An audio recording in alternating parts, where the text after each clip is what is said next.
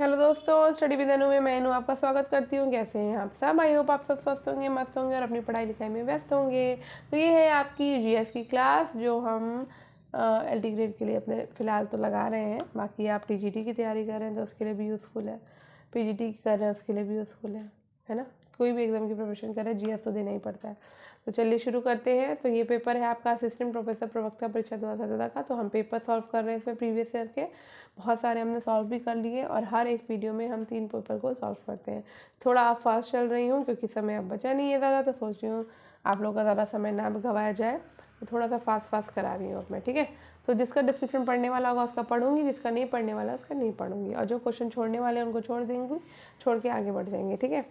तो पहला क्वेश्चन है, एक अच्छा अनुसंधान निम्नलिखित 4 चरणों में होता है। तो स्टार्ट करने से पहले अगर आप स्टडी विद अनु में नए हैं तो स्टडी विद अनु को सब्सक्राइब कर लीजिए और बेल आइकन को कर लीजिए प्रेस। उसके बाद हम आगे बढ़ेंगे, ठीक है। तो एक अच्छा अनुसंधान निम्नलिखित 4 चरणों में होता है। तो कौन सा क्रम इन चरणों के लिए है? तो भैया उद्देश्यों की स्थापना होनी चाहिए, फिर आंकड़ों को एकत्र किया जाना चाहिए, फिर आंकड़ों का विश्लेषण होना चाहिए, उसके बाद निष्कर्षों की व्याख्या होनी चाहिए।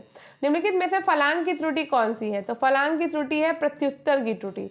वो चर जिसका हम औसतांक, माध्यांक, मानक विचलन निकाल लेते हैं, निम्नलिखित में से किस मापनी के द्वारा नापे जाते हैं? तो अंतराल मापनी के द्वारा।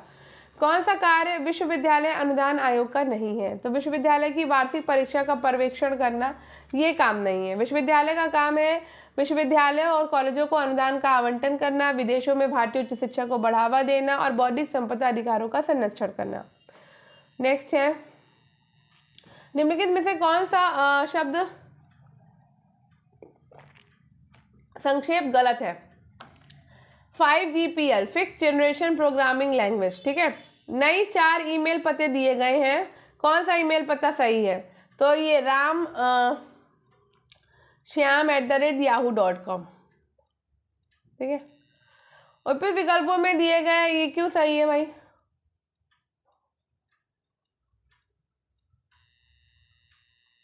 कौन सा वेक्टर तो सही नहीं है? तो यहाँ पर सीपीयू कंट्रोल प्रोसेसिंग यूनिट को संदर्भित करता है, ये सही नहीं है। ईमेल आपका इलेक्ट्रॉनिक मेल को संदर्भित करता है, www वर्ल्ड वाइड वेब को संदर्भित करता है, और ALU अर्थमेटिक लॉजिक यूनिट को संदर्भित करता है। नेक्स्ट क्वेश्चन पे चलते हैं।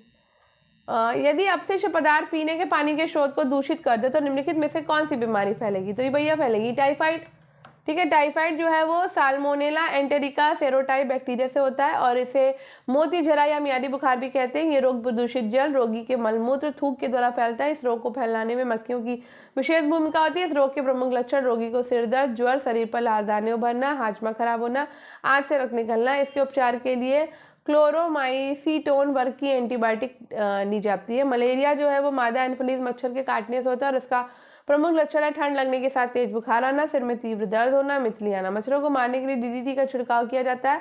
लक्षण के प्रकट होते ही रोगी के खून की जांच कराकर उपयुक्त दवा जैसे कैमाक्विन, कुनैन, क्लोरोक्विन आदि चिकित्सक के परामर्शानुसार देना चाहिए। अनीमिया लौह लवण से रक्त का हीमोग्लोबिन बनता है जो शरीर में ऑक्सीजन का संवाहक है। लोहे की कमी के कारण रक्त की क्षमता कम हो जाती है जिसे अरक्तता यानी कि एनीमिया कहते हैं, और ये मायोग्लोबिन और साइटोक्रोम एंजाइम का घटक है। इसकी कमी से शरीर में क्षीणता आती है और अत्यधिक थकान महसूस होती है। निम्नलिखित में से कौन सी गैस ग्रीन हाउस गैसों में शामिल नहीं है? तो हाइड्रोजन ग्रीन हाउस गैस में शामिल नहीं है। ग्रीन हाउस गैसों की उपस्थिति के कारण वायुमंडल एक ग्रीन हाउस की भांति व्यवहार करता है। मुख्य ग्रीन हाउस गैसों में carbon dioxide, methane, nitrous oxide और ओजोन और क्लोरोफ्लोरोकार्बन को शामिल किया जाता है। कुछ अन्य गैसें जैसे कि नाइट्रिक ऑक्साइड, कार्बन मोनोऑक्साइड आसानी से ग्रीन हाउस गैसों में प्रतिक्रिया करती है और उसे सामंजन को प्रभावित करती है, जबकि हाइड्रोजन, नाइट्रोजन और ऑक्सीजन गैसें ग्रीन हाउस प्रभाव उत्पन्न नहीं करती हैं। 2014 में विश्व पर्यावरण दिवस के लिए क्या विषय था? तो ये था छोटे द्वीप और जलवायु परिवर्तन। क्योटो प्रोटोकॉल क्या है? तो भैया क्योटो प्रोटोकॉल जो है वो आपका ग्रीन हाउस गैस उत्सर्जन में अनियंत्रित वृद्धि को रोकने और ग्लोबल वार्मिंग को कम करने हेतु दिसंबर 1997 में जापान के क्योटो शहर में एक कानूनी बाध्यकारी समझौता हुआ, जिसके तहत इस समझौते में साझा परंतु विभेदी जिम्मेदारियों के सिद्धांत को अपनाया गया और इसके तहत संधि में शामिल औद्योगिक रूप से विकसित देशों को सामूहिक रूप से ग्रीन हाउस गैस उत्सर्जन को 1990 के स्तर पर लाने के लिए 2008 से 2012 तक 5% कटौती करने का प्रावधान है। प्रसिद्ध पुस्तक गीत गोविंद के रचयिता कौन है? तो ये है भैया जयदेव। जोड़ों पर ध्यान दीजिए। तो पूना सार्वजनिक सभा की स्थापना महादेव गोविंद रानडे ने 1870 में की थी, ना कि जवाहरलाल नेहरू ने। महात्मा गांधी ने भारत छोड़ो आंदोलन अगस्त 1942 में शुरू किया। मदन मोहन मालवीय ने बनारस हिंदू विश्वविद्यालय की स्थापना 1916 में की। ब्रह्म समाज की स्थापना राजा राममोहन राय ने 20 अगस्त 1828 में करी, जिसके एक प्रमुख नेता केशव चंद्र सेन भी थे। पृथ्वी के वायुमंडल में दो सबसे प्रचुर मात्रा में पाई जाने वाली गैसें कौन सी हैं? तो ये है आपकी हाइड्रोजन और ऑक्सीजन। राज्यों केंद्र शासित प्रदेश की सूची निम्नलिखित में से है। तो ये है आपका, अच्छा इसमें यहाँ पर है कि कच्छ वनस्पति कवर के परिषद के गिरते क्रम का सही विकल्प बताइए। तो 17वीं वन स्थिति रिपोर्ट 2021 के अनुसार भारत में कुल 4,992 वर्ग किलोमीटर क्षेत्र पर मैंग्रोव वन है, जो कुल भौगोलिक क्षेत्रफल का 0.15% है। पश्चिम बंगाल में 42.34% के साथ देश का सबसे बड़ा मैंग्रोव क्षेत्र है। उसके बाद अंडमान निकोबार द्वीप समूह, आंध्र प्रदेश है, महाराष्ट्र है, और पश्चिम बंगाल, गुजरात, अंडमान निकोबार, उड़ीसा सही होगा। ठीक है। तो प्रायद्वीपीय भाग का सबसे दक्षिणतम बिंदु कन्याकुमारी कहाँ स्थित है? भूमध्य रेखा के उत्तर में स्थित है। ग्रह का नाम और सूर्य से दूरी। तो बुध जो है वो आपका 0.4 खगोलीय इकाई AU है दूरी, और उसके बाद में शुक्र की 0.7 AU है, पृथ्वी की 1.0 AU है, और मंगल की 1.5 AU है। संविधान सभा ने राष्ट्रीय गीत को कब अपनाया था? तो राष्ट्रीय गीत को 24 जनवरी 1950 को अपनाया। ठीक है। और बंकिम चंद्र चटर्जी के उपन्यास आनंद मठ से लिया गया है वंदे मातरम, और 1882 में इसकी रचना आनंद मठ की करी गई थी। 1896 में कांग्रेस के कलकत्ता अधिवेशन में सर्वप्रथम गाया गया, और फिर 24 जनवरी 1950 को इसे गीत के रूप में मान्यता मिल गई। कौन सा कानून न्यायपालिका की स्वतंत्रता बनाए रखने के लिए न्यायाधीशों को विशेष पहुंच से न्यायिक निर्णयों को प्रभावित करने के कारण सरकार के मंत्रियों पर एक शुल्क लगाता है? तो ये लगाता है नहीं पता, इसमें कुंजी के अनुसार प्रश्न सही नहीं। जब सरकार की वर्तमान आय अपने मौजूदा खर्च की तुलना में कम होती तो उसे क्या कहते हैं? तो उसे कहते हैं राजकोषीय घाटा। भारत की संविधान सभा के पहले अध्यक्ष कौन थे? तो पहले अध्यक्ष थे डॉक्टर राजेंद्र प्रसाद, नहीं, संविधान के पहले निर्वाचित राजेंद्र प्रसाद थे, लेकिन पहले अध्यक्ष थे डॉक्टर सच्चिदानंद सिन्हा। तो 9 दिसंबर 1946 को डॉक्टर सच्चिदानंद सिन्हा की सर्वसम्मति से संविधान सभा का अस्थायी अध्यक्ष चुना गया, और इसके पश्चात 11 दिसंबर 1946 को कांग्रेस के नेता डॉक्टर राजेंद्र प्रसाद को स्थायी अध्यक्ष निर्वाचित किया गया। भारत के संघ लोक सेवा आयोग का गठन किस अनुच्छेद के अंतर्गत किया गया है? अनुच्छेद 315 में।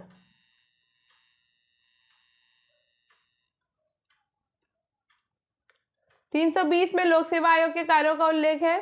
325 के तहत किसी को धर्म, मूलवन, जाति, लिंग या किसी अन्य आधार पर मताधिकार से वंचित नहीं किया जाएगा, और निर्वाचित नियमावली इस आधार पर तैयार नहीं की जाएगी। अनुच्छेद 335 के अनुसार संघ और किसी राज्य में सेवाओं में नियुक्तियां करने में अनुसूचित जातियों, अनुसूचित जनजातियों के सदस्यों के दावों का प्रशासन की दक्षता बनाए रखने की संगति के अनुसार ध्यान रखा जाएगा। संसद में सरकारी विधेयक का अर्थ क्या होता है? तो संसद में सरकारी विधेयक का जो है वो दो तरह के होते हैं, सरकारी और गैर सरकारी। सरकारी में मंत्रिमंडल के सदस्यों के द्वारा पेश किए जाते हैं, जबकि गैर सरकारी जो होते हैं मंत्रिमंडल के सदस्यों के अतिरिक्त संसद के किसी भी सदन के किसी भी सदस्य के द्वारा किसी भी सदन में पेश किया जाता है।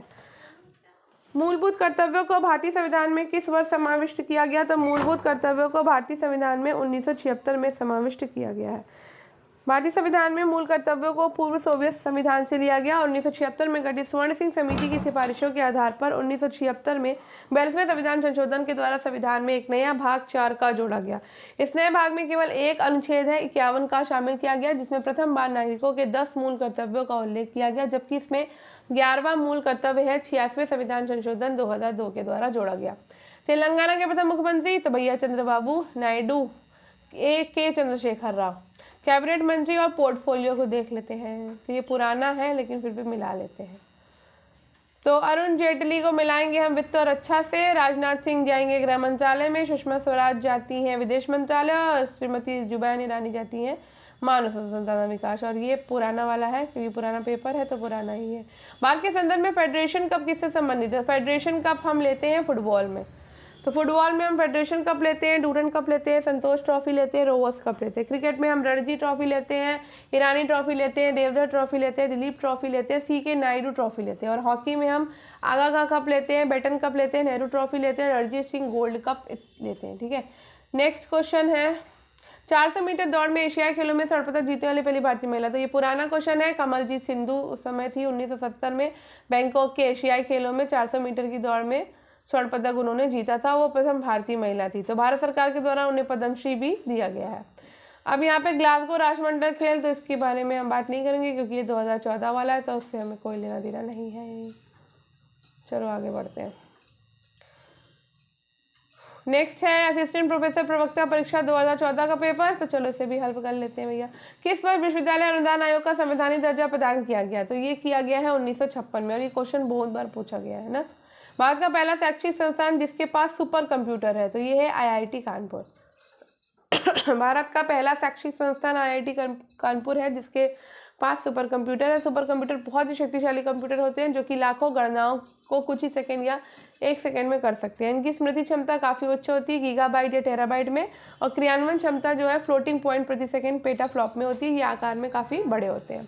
नया सॉफ्टवेयर संदेश पाठक विकसित किया जाता है, तो ये किसानों के लिए कृषि से संबंधित जानकारी, मौसम संबंधित जानकारी, उनकी कृषि से संबंधित समस्याओं को हल करने हेतु नया सॉफ्टवेयर संदेश पाठक भारत सरकार के द्वारा विकसित किया गया, और इसका विकास TTS कंसोर्टियम के आधार पर किया गया, और ये एक टेक्स्ट टू स्पीच ऐप है।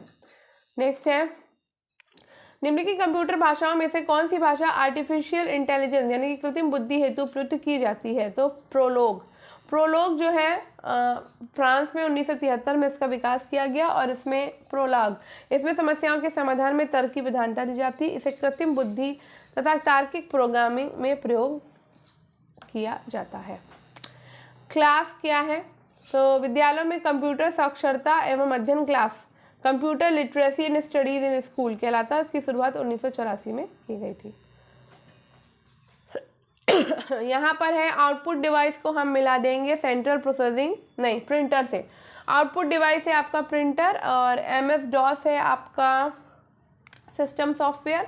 कंप्यूटर का मस्तिष्क हम CPU को देंगे यानी कि सेंट्रल प्रोसेसिंग यूनिट को, और कंप्यूटर के जनक है चार्ल्स बैबेज। नेक्स्ट, अब यहाँ पे मिलान करना है और देखना है कौन सा जोड़ा सही नहीं है। तो विश्व पर्यावरण दिवस 2014 international year of small islands developing status था, और परमाणु बम जो है द्वितीय विश्व युद्ध में यूज हुआ। श्री सुंदरलाल बहुगुणा चिपको आंदोलन संबंधित है। ओजोन क्षेत्र यूरोप में नहीं है, अंटार्कटिका के क्षेत्र में पाया जाता है। इस क्षेत्र में ओजोन क्षेत्र बनाने के कारण है विस्तृत ध्रुवीय वाताग्र, समताप मंडलीय बादलों की उपस्थिति, क्लोरोफ्लोरोकार्बन का अंतर्वाह। ओजोन क्षेत्र की खोज दक्षिणी ध्रुव में 1985 में ब्रिटिश वैज्ञानिकों के द्वारा की गई थी।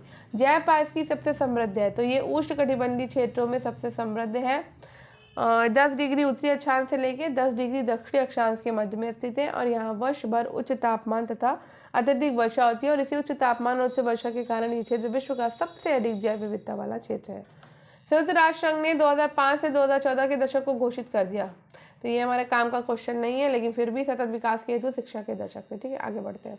ग्रेट हिमालयन नेशनल पार्क कहाँ पर स्थित है? तो ये हिमाचल प्रदेश में है, कुल्लू घाटी में है, और इस पार्क की स्थापना 1984 में की गई, और 2014 में यूनेस्को के द्वारा इसे विश्व विरासत स्थलों की सूची में शामिल भी किया गया है। Great Himalayan National Park, Himachal Pradesh, Kullu घाटी। मिलान करना है भैया यहाँ पे, तो अच्छा सब चीज़ अलग अलग है। तो देखो पारिस्थितिकी तो संबंधित तो है हमारे टांसले जी, ठीक है, एजी टांसले। उसके बाद गौरी देवी जो है वो चिपको आंदोलन से संबंधित थी। ग्लेशियोलॉजी आपका संबंधित है ग्लेशियर से, और पृथ्वी दिवस हम मनाते हैं 22 अप्रैल को। ठीक हो गया मिलान, आगे बढ़ते हैं। अंग्रेजों के द्वारा दिल्ली को राजधानी बनाया गया था, तो हाँ बनाया गया था कब? 1911 में। 1911 में घोषणा हुई थी, 1912 में बनी थी। ठीक है, तो ब्रिटिश सम्राट पंचम महारानी मैरी के भारत आगमन पर उनके स्वागत हेतु दिल्ली में एक दरबार का आयोजन होता है। कब? दिसंबर 1911 में। तो दिल्ली दरबार में ही 12 दिसंबर 1911 को सम्राट ने बंगाल विभाजन को रद्द घोषित किया, और साथ ही कलकत्ता की जगह दिल्ली को भारत की नई राजधानी बनाने की अनुमति प्रदान करी। तो 1 अप्रैल 1912 को दिल्ली को कलकत्ता की जगह भारत की नई राजधानी बनाया गया। तो अगर 1911 नहीं दिया हुआ है तो 1912 टिक करेंगे, और 1912 नहीं दिया तो 1911 टिक करेंगे। ठीक, आगे बढ़ते हैं। निम्नलिखित में से कौन सा काल भारतीय इतिहास में सल्तनत काल के नाम से जाना जाता है? तो सल्तनत काल है आपका 1206 से 1526। तो 1206 में जो है कुतुबुद्दीन ऐबक बैठते हैं, और उसके बाद 1526 औरंगजेब तक, ये नहीं औरंगजेब तक नहीं, 1526 बाबर तक चलेगा, सॉरी, ठीक है। तो जब वो आएगा बाबर पानीपत की लड़ाई के लिए, तो 1206 से लेकर 1526 के मध्यकाल को भारतीय इतिहास को सल्तनत काल के नाम से जाना जाता है। 1192 में तराइन के द्वितीय युद्ध में मोहम्मद गोरी की सजगता और श्रेष्ठ प्रणाली के कारण मुसलमानों की जीत हुई और गोरी का दास कुतुबुद्दीन ऐबक जो है 1206 में दिल्ली का पहला तुर्क शासक बन जाता है। दिल्ली सल्तनत पर 5 वंश के शासकों ने भारत पर शासन किया है। तो सबसे पहले आया था गुलाम वंश, जिसको मामलुक वंश भी कहते हैं। कुतुबुद्दीन ऐबक बैठता है 1206 से 1290 तक। उसके बाद आता है खिलजी वंश, जलालुद्दीन खिलजी इसकी स्थापना करते हैं और 1290 से 1320 तक चलता है। उसके बाद आता है तुगलक वंश, जिसकी मोहम्मद बिन तुगलक करता है 1320 से 1414 तक। उसके बाद आता है सैयद वंश, जिसकी स्थापना खिज्र खां करते हैं 1414 से 1451 तक। फिर उसके बाद लोधी वंश की स्थापना इब्राहिम। निम्नलिखित शहरों में से कौन सा एक शहर कर्क रेखा के एकदम समीप है? हम पहुंच जाएंगे जोधपुर, कोलकाता। निम्नलिखित में से कौन एक बांध भागीरथी नदी पे बनाया गया है? भाखड़ा नांगल बांध है भाई, टूकाई बांध है, नागार्जुन बांध है या टिहरी बांध है? तो नागार्जुन कृष्णा नदी पे बना हुआ है, भाखड़ा नांगल आपका सतलज नदी पे बना हुआ है, उकाई बांध मुझे याद नहीं है, लेकिन टिहरी बांध आपका बना हुआ है इसमें भागीरथी पे। तो भागी की सहायक भिलंगना है, इस स्थल संगम स्थल पे किया गया है, ठीक है। बांध की ऊंचाई है 260.5, लंबाई 592 है। टिहरी हाइड्रो पावर प्रोजेक्ट की संस्थापित क्षमता 1000 मेगावाट है, ठीक है। सूची 1 से सूची 2 का यहाँ पर सही कोड का चयन करिए। तो दीन इलाही जो है अकबर के साथ है। साइमन कमीशन 1928 में आया। औषधि से चरक है और दाशमन से हैं कुतुबुद्दीन ऐबक। किस संविधान संशोधन के द्वारा संपूर्ण प्रभुत्व संपन्न लोकतांत्रिक गणराज्य के स्थान पर संपूर्ण प्रभुत्व संपन्न समाजवादी पंथपेद लोकतांत्रिक गणराज्य पढ़ा जाने लगा? तो ये 42वें संशोधन के द्वारा। भारतीय संविधान की प्रस्तावना में समाजवादी निरपेक्षता और अखंडता शब्दों को जोड़ा गया है और 42वें संविधान संशोधन अधिनियम 1976 की व्यापकता को देखते हुए इसे लघु संविधान की संज्ञा दी जाती है। भारतीय संविधान में क्या है? 395 अनुच्छेद है, 12 सूचियां हैं। आगे बढ़ो। रेनबो क्रांति संबंधित है, तो ये एक कृषि और संबंधित क्षेत्रों के समग्र विकास से संबंधित है। 1972 में प्रारंभ की गई गारंटीड रोजगार योजना सर्वप्रथम आरंभ की गई थी आपकी महाराष्ट्र में। बालकों के लिए मुफ्त और अनिवार्य शिक्षा का अधिकार अधिनियम 2009 प्रभाव में कब आया? 1 अप्रैल 2010 को। तो 86वें संविधान संशोधन अधिनियम 2002 के द्वारा अनुच्छेद 21 क के अंतर्गत शिक्षा के अधिकार को मौलिक अधिकार का दर्जा प्रदान किया गया है। अनुच्छेद 21 क के अनुसार राज्य 6 से 14 वर्ष की आयु के सभी बालकों के लिए निःशुल्क और अनिवार्य शिक्षा का उपबंध करेगा। ज्ञात है कि यह अधिकार को 1 अप्रैल 2010 से प्रभावी किया गया है। निम्नलिखित में से कौन 20वीं शताब्दी की खोज नहीं है? तो रेफ्रिजरेटर नहीं है भैया। हेलीकॉप्टर, एयरक्राफ्ट और टेलीविजन खोजे गए थे। रेफ्रिजरेटर जो है वो 1835 में जैकब परकिंसन के द्वारा की गई थी, जबकि ये सब जो है 20वीं शताब्दी। कविता के वर्ग में 2014 का पुलित्जर पुरस्कार किसने जीता था? विजय शेषाद्री ने। लव ऑल शब्द का प्रयोग किस खेल में होता है? तो ये होता है आपका बैडमिंटन में, ठीक है। किस शोध संस्था के साथ घोषणा की गई कि विश्व का सबसे बड़ा चुंबक बना रहा था? ये भाभा आणविक शोध संस्थान भारत। 28 फरवरी को मनाया जाता है, तो ये राष्ट्रीय विज्ञान दिवस मनाते हैं हम। बिना बोझ के सीखना समिति के अध्यक्ष कौन थे? प्रोफेसर यशपाल। कौन सी जोड़ा कौन सा है सही? तो इंदिरा गांधी राष्ट्रीय मुक्त विश्वविद्यालय 1985। इंदिरा गांधी राष्ट्रीय मुक्त विश्वविद्यालय 1985, राष्ट्रीय अध्यापक शिक्षा परिषद अगस्त 1995, ऑपरेशन ब्लैक बोर्ड प्राथमिक शिक्षा, प्रथम शास्त्रीय भाषा तमिल। कौन एक केंद्रीय प्रवृत्ति का माप नहीं है? तो प्रमाणिक विचलन। कौन एक वर्णनात्मक शोध का प्रचार नहीं है? प्रायोगिक शोध। मेरे हिसाब से अब आपका हो गया है फिनिश।